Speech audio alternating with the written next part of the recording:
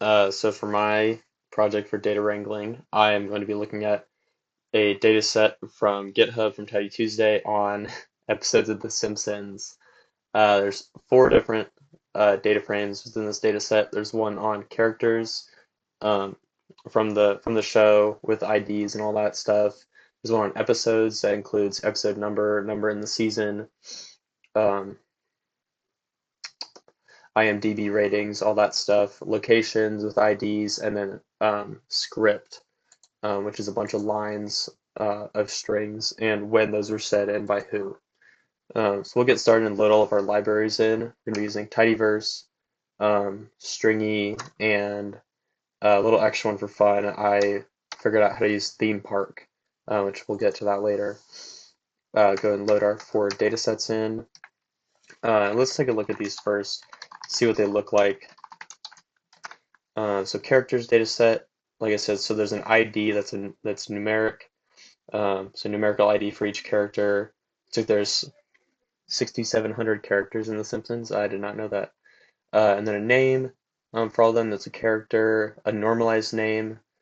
I would assume that's probably like all lowercase or all smushed together, no punctuation, something like that. And then gender, which is a character as well. Let's look at the next one. Episodes. So a lot more in this one. Same thing, we can have a numeric ID going on.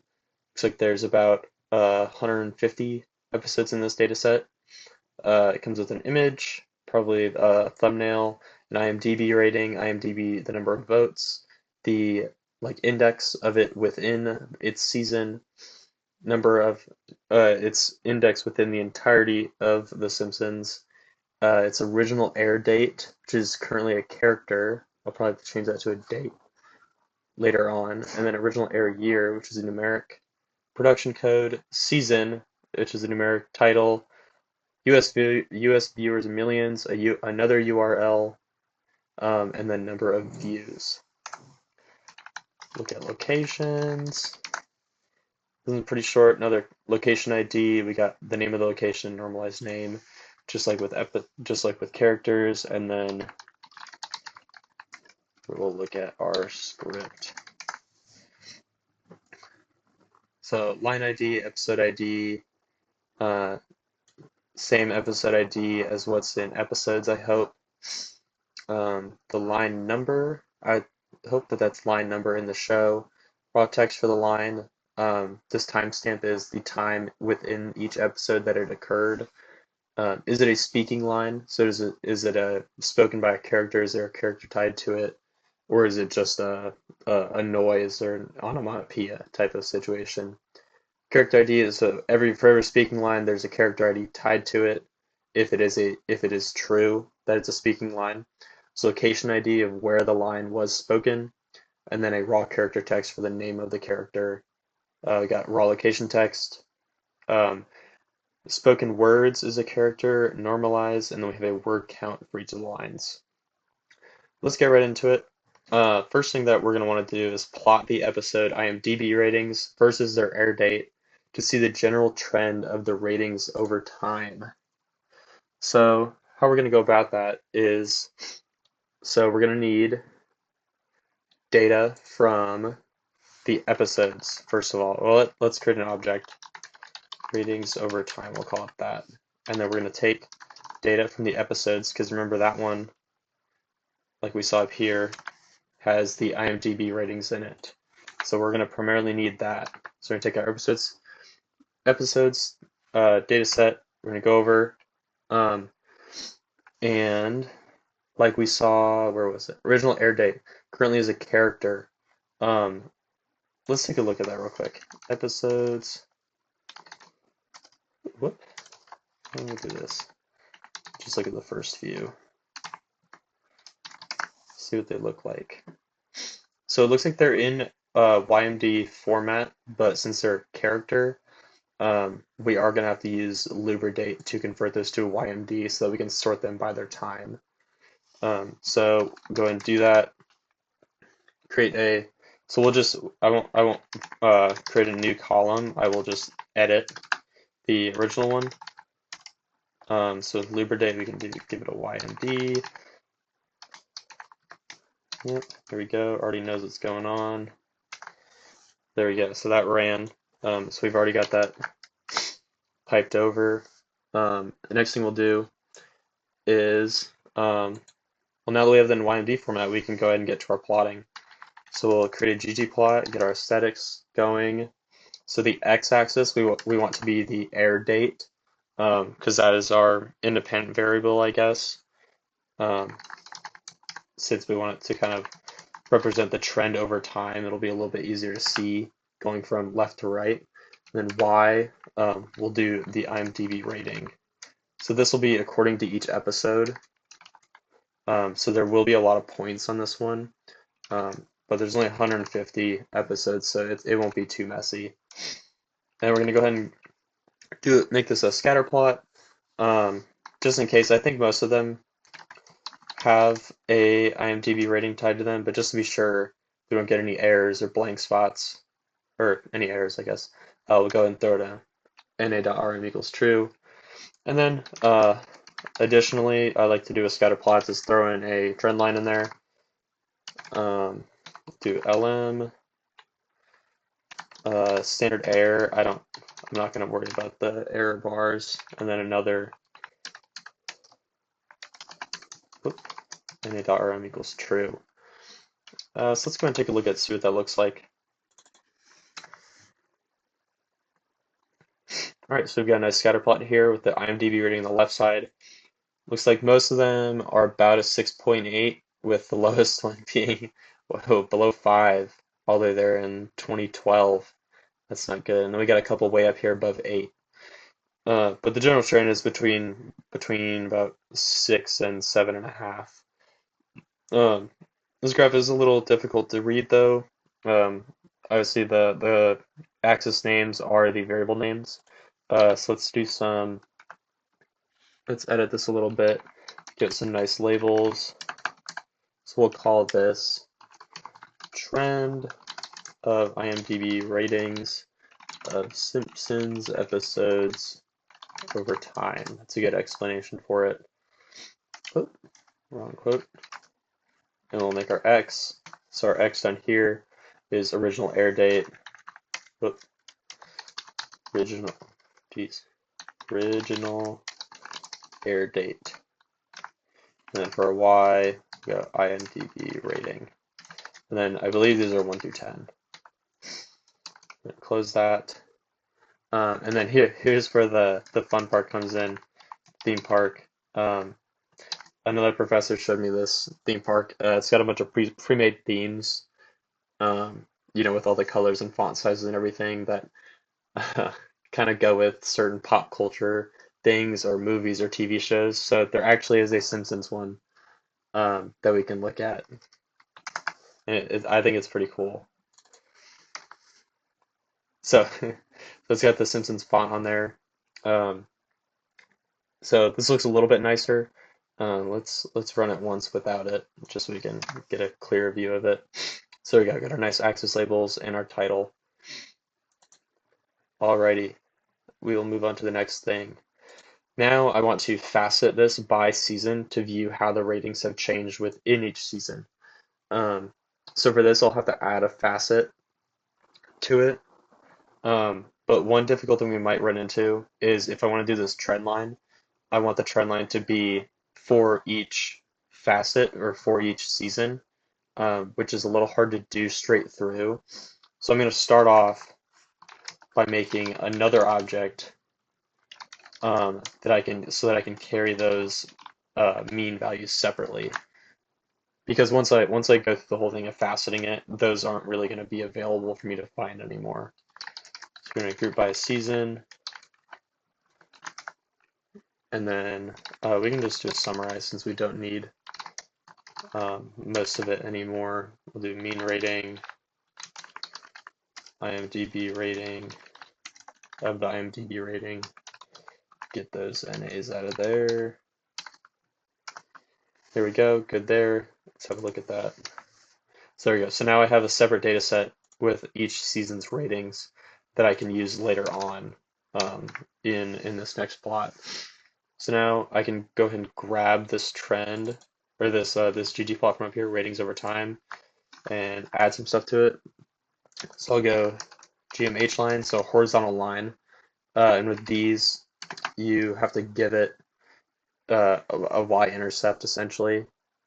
So the data that I'm going to be pulling from is that season means that I just created, and then the next thing, give it its aesthetics, which will be equal to the mean rating from that season means dataset, and then I will just make it black. I'll do blue to match one up here so that stands out over the black. And then we can go and do a facet wrap, which will separate everything by the season that it's in. And then I'm going to add in this additional part here that allows the x-axis to change along with it. Since these seasons have different dates tied to them, I want the x-axis to be the x limits to narrow down to be relevant to each specific season instead of being over the entire thing and only having data in one small part of it. Let's have a look at that. I'll zoom out here so we can see a little bit better. So there we go. We can see the general trend over time. We can see they're pretty flat for the most part. None of the seasons got like way better. Season 23 looks like it got worse, probably because of this one really bad one down there. But for the most part, they stay pretty level.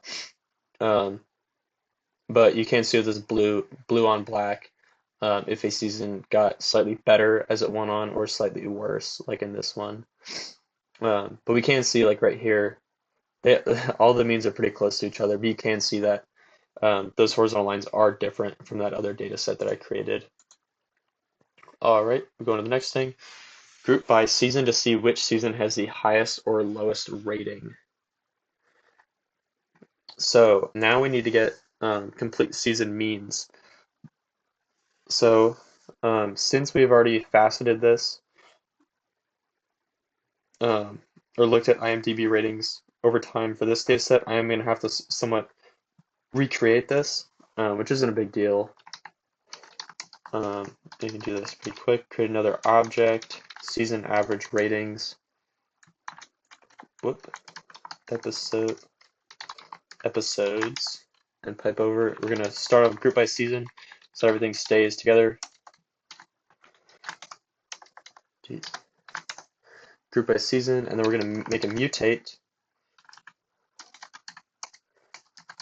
because in order to count the number of rows in each thing, because if you see here, season 28 only has one. So in order to avoid that one showing up as the lowest rating or anything like that, or to take them out of the equation because it doesn't have a very big sample size from it, I'm going to go ahead and make this n column and then just filter.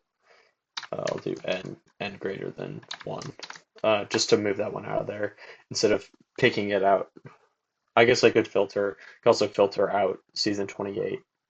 I guess that'd be shorter, but I'm already working on this one. Okay, and then we will do a summarize of season average, and what that's going to be the mean of the IMDb rating. And since I have this grouped by the season already, this will be a season average of all of the IMDb ratings from each season, tied to the numeric column of the season. And then we're gonna narrow this down a little bit, take out the columns that we want. Season average. Let's have a look at this. See where we're at. Oops. CD goes to IMBD. It's the easy one. Okay, season average rating. So now we have a season tied to a season average. It looks like 28 did not get removed. Maybe well, I guess there's an NA there, which is better than just having the one value. So maybe I can just pull that out later with an na.rm. We'll have a look at that. select. So now we can move to our ggplot, our aesthetics. So the X in this situation will be the season, and the Y will be the season average. And for something like this with a categorical or with a discrete variable versus a numeric, a more continuous variable, we can do a geom call. So basically a bar chart with stacked bars that aren't touching each other. Let's take a look. This is what we got so far. You can't really tell much of a difference between the two. It's a little hard. Let's go ahead and try to do these X limits. It looks like they're all between 6 and 7. So look at that. No, looks like I got rid of them. Move 8 posts contain missing values. Oh, I wonder if since some of the values like back here maybe are outside of 6 or 7. There is another way that we can do this. Yeah, chord Cartesian, and then set our Y limits in here. All right, let's see if that works. Yeah, that's a lot better. So now you can see a little bit more of the difference. I'm going to make this even better. Do 6.5. So we can really tell which one is different. Yep. So that's a lot better. You can tell the difference. 2026 seems to be the lowest. 25 right before it. Wow. So steep drop off there from 25 to 26. Then they rematted a little bit for 27. Again, we can make a average for this with that H line that I talked about earlier. Or with this one, we don't need to pipe data into it. Since the data is already here, we're just going to have the y-intercept be the average of these averages, of these seasons right here, of these values from each of these bars. So a little bit simpler. Equals mean of season average of that season average column. And I'll make that blue. Yep. Whoop. Where did I mess up? Do I have this? Oh, this is in my aesthetics. That's why. You can go ahead and pull that out. Put that, yeah, right there. All right, that should be better. Nope, still not showing up. Mean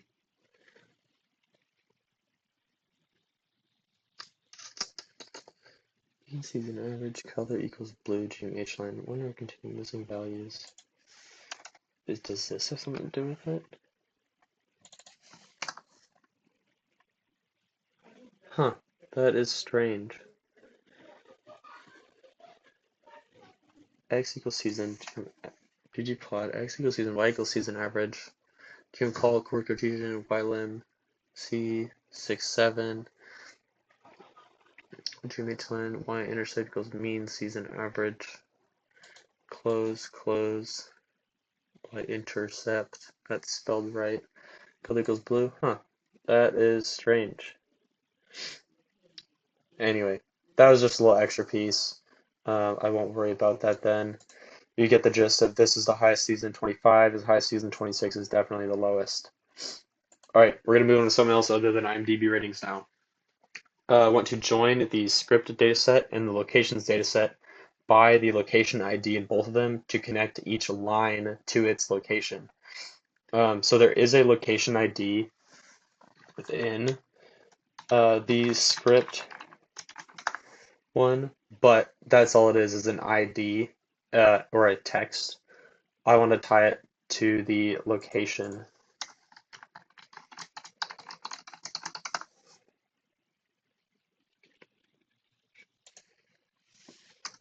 Oh, it's locations. That'll have the normalized name instead of the raw text, because the raw text might be a little bit different. It could be something like more specific for the line, whereas the locations are a little bit more generalized. Like a text could be in Homer and Marge's bedroom or something, whereas a normalized name would just lump that in with the Simpson household. So that's why I'm joining it there. So let's have a look at that. We do, oh, one thing. Let's look at this. I just noticed this. So one thing here, this is location ID for the script, and here it's just ID. So we'll have to do is change one of those to location ID instead of just ID. So I think I'd rather do, yeah, I'll have to leave this one alone. I can't change this one to ID because there was already a script ID. I'll have to change the locations one to say location ID. So let's go ahead and do that. We can do that with a mutate. Yeah, we can just use the rename one here. And then this one's new name equals old name. So there, and now we can see location ID right there. All right, and then I'm going to tie these together in something called script locations. We'll do a left join because I want to keep all of the scripts in place. I don't want the first script out of location to pipe over to the location. I want to keep all the scripts intact and assign the locations to each of them, not the other way around. And then script locations, or no, locations, and by is location ID, right? Yeah, underscore. Cannot find function. Left join. Duh. So let's see, script locations. So there's a script ID, episode ID, number, raw text, raw location. So we have this location ID here. That's what we're joining by. So let's see, 5 for this one. In the Simpson home. Oh, where is it?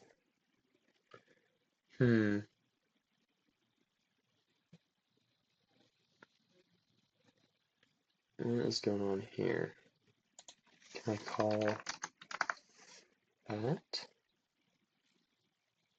Script locations by location ID.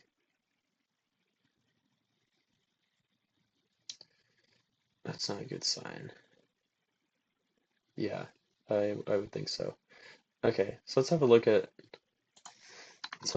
script. Whoop.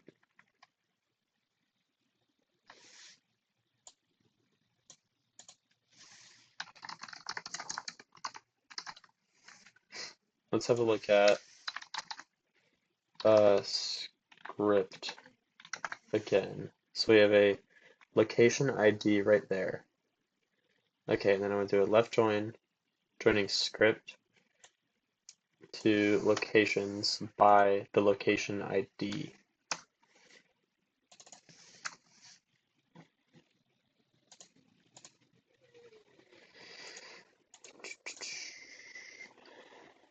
What do I have here? We have name and normalized name. Could it be getting caught up? Maybe it is in there. Script locations. Oh yeah, it is here. Duh. I was looking for a location some up here. So you see in the first one, Simpson home is in the correct spot. So that's good. Next thing I want to do is group this join dataset, so the script locations right here, by its location and count the number of rows. So see how many number of lines are in each script location.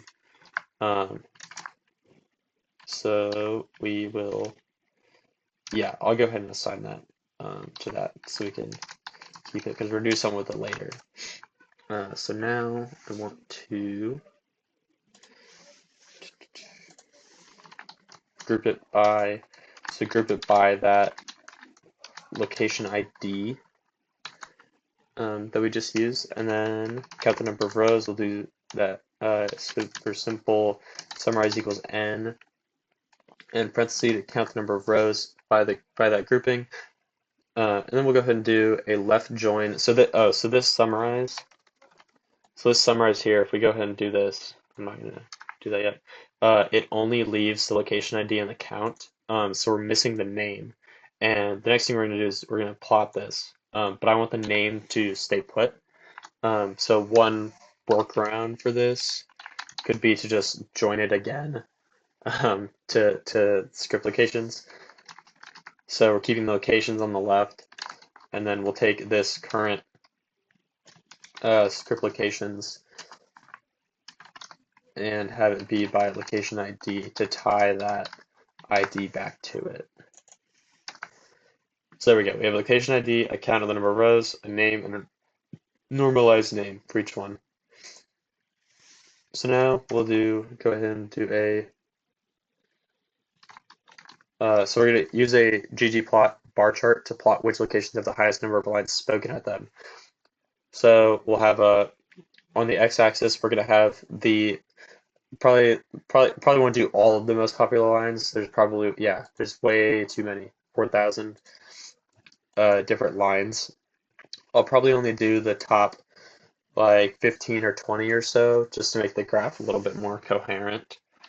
On the x-axis, and the y-axis will be that number of lines at that location.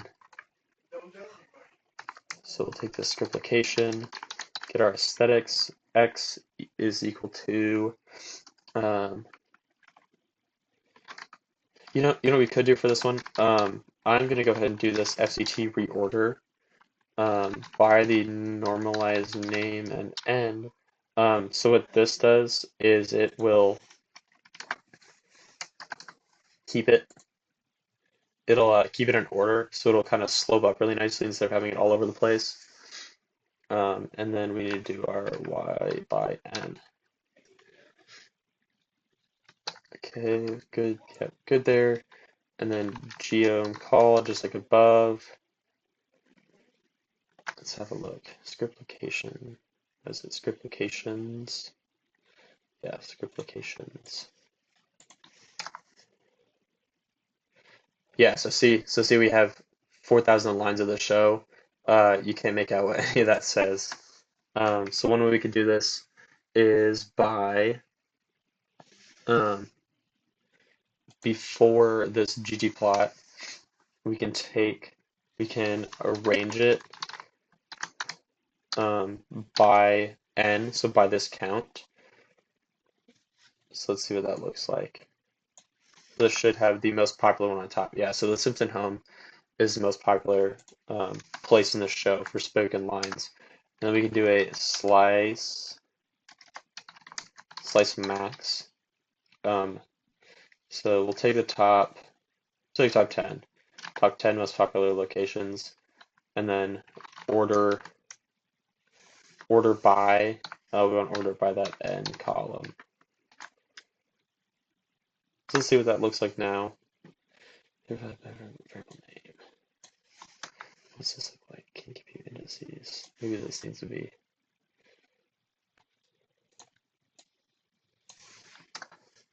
Okay, there. Yep, so this only kept the top 10, which is what we want. And then we will go ahead and take a look. So there we go, that's a lot better. We can only see the first 10, we got the count over here.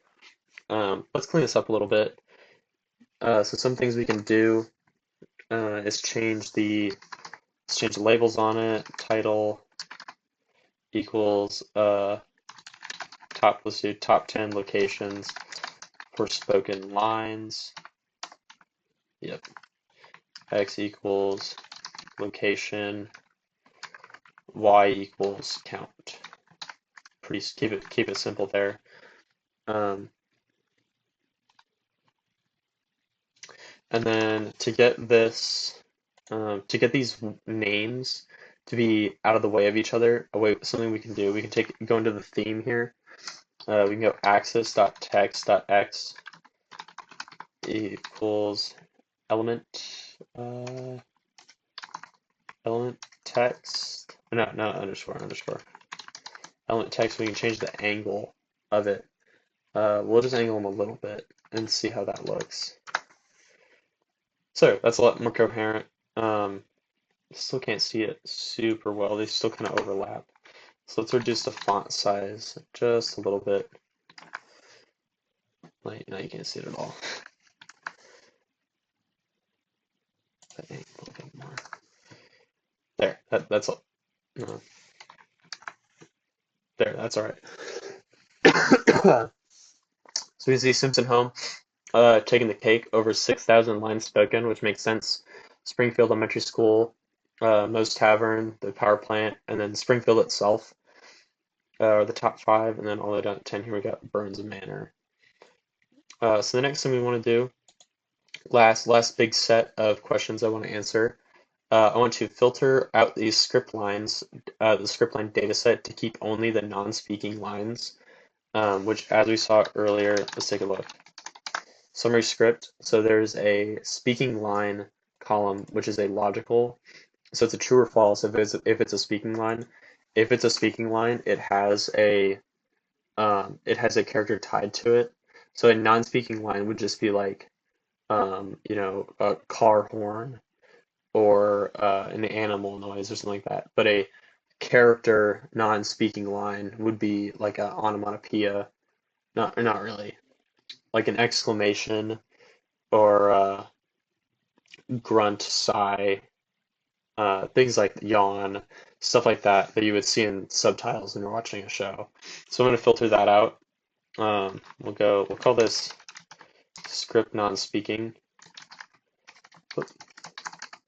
We'll take the script data set, pipe it over.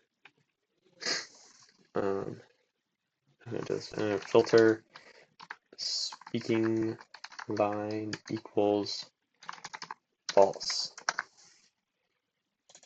So now all the lines left in here, so yeah, we can see in parentheses, in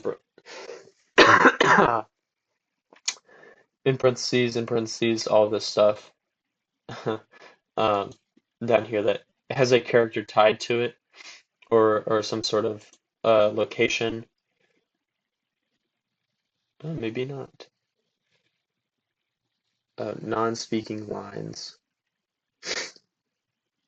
Oh, okay, so this right now is including it, so I still need to filter out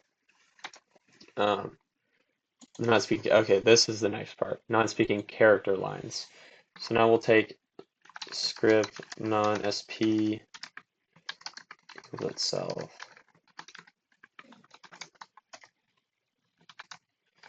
And we will go ahead and filter out. Go not. I'm going to do this. So ones that don't have a character tied to them are an NA. So we want to keep ones that are not NAs in character ID. Let's see what that looks like. There we go. So now all of these have a character ID tied to them, but there's still all of these non-speaking lines. So next we'll go ahead and mutate to create a new column with all text after the colon in each script line. So we just want to keep, so I'll get rid of these character names right here in the raw text. Actually, is there normalized text? Nope. Okay, so we'll take this raw text here and chop off this first part just to keep this next part because I don't know if there's any examples right here. But if two characters were to say the same thing, that's what I want to keep. Is if like we had chortle here and then chortle here, I want to be able to count those in this next part. So we'll go ahead and take our script non-speaking again.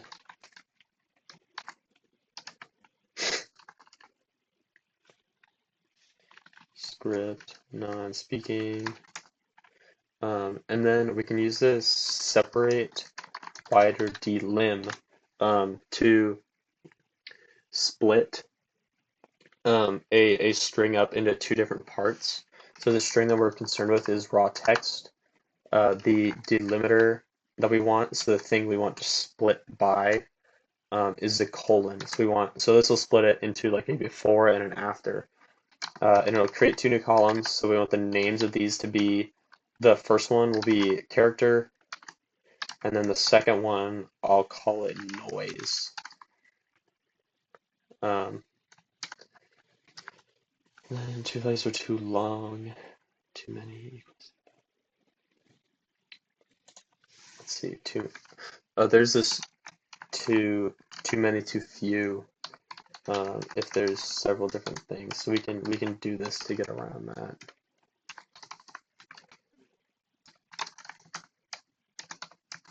There we go. So now we should have two separate columns. There we go. Yep, and it looks like it even gets rid of the raw text. So now we have a character, and we just have this noise column right here that's only the stuff in parentheses all the way down. So there's a good example. Scream continues, scream continues. I guess these are from the same line. Fading. But right here, I want to be able to count these two up, regardless of the character. So the final thing that we're going to do is we are going to group by this noise column and use ggplot to create a bar chart showing the frequency of these different phrases. So which one of these phrases in parentheses is the most common, irregardless of what character said it. So we're going to take our script .sp. This is the last thing. We can just pipe this straight over. Say group by noise to keep all those tied together, and then we're going to do that count by line again to get the number of times that it appears. So there we go. We can see a bunch of examples here. So they're aggravated noise is said 25 times, regardless of what character said it. And then we'll arrange these descending. We're going to kind of do a similar thing like we did with this last one. There's like probably thousands of these. I don't want to have a graph with all of them, so I'm going to slice it off at some point. So here we can see the top ones. I'll do the top 10 again. So I'll do a slice max n equals 10. Order by is n. Yep. Just like before. And now we should be ready. 13. Why do I have 13? Oh, because these are a tie. Okay, so I'll go 9. Then there we go. Order by n. Yep. So if annoyed grunt, I'll go down to scared noise. So we're ready for a ggplot. X. I'll go ahead and do the same thing as earlier. Give it that FCT reorder by the noise column and order them by n. And then our y is equal to our n as well. And we'll do a gm call to show the frequency of each one. And let's have a look. Oh, perfect. Oh, whoops. Gotta use a plus. So there we go. You can kind of see what's going on here. Like we saw with just the data set earlier, annoyed grunt is on top, but we're going to make this look just a little bit nicer so we can make out what's going on. So I'm going to go ahead and the title, call this top 9 most common character non-speaking lines. We'll get x equals the line and y equals the count of the number of those lines out of these seasons. We don't have access to the entirety of the show. That'd be really cool to see, though. See, that makes it a little bit better. Another thing we can do, we can create a theme and do that. Change the angle and the font size of this axis so we can make these a little bit more visible. I'll go similar to before, size is 6, angle I'm just a little bit. They're a little hard to see, so I'll also throw in this space equals bold here. And then close that up. Oh. No, that's the plus theme.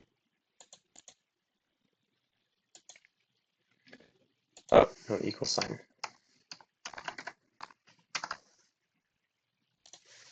Jeez, made a bunch of mistakes. There we go. So now I can see a lot better. Let's throw this theme park on here too. Oh, no, theme underscore Simpsons, that's it. So the 9 most common character non-speaking lines. First one's annoyed grunt. Second is puzzled noise. Third is gasp, chuckles, laugh, aggravated noise, sigh, shriek, and scared noise. So it seems like annoyed grunt is very common. Must be really common across all the different characters. All right, that's my presentation on this data analysis of the Simpsons dataset. It was a lot of fun to do. This theme park really made it a lot more enjoyable. It's really interesting to look at. There's a bunch of other ones too. I encourage you to go have a look at them. There's I think there's a Futurama one too. But yeah, if you ever need to throw a little something extra into a presentation, they're a really easy way because they just have all it is just a preset like theme package or a function for a theme with all these presets set in there to make it look a certain way. Yeah, thank you for listening.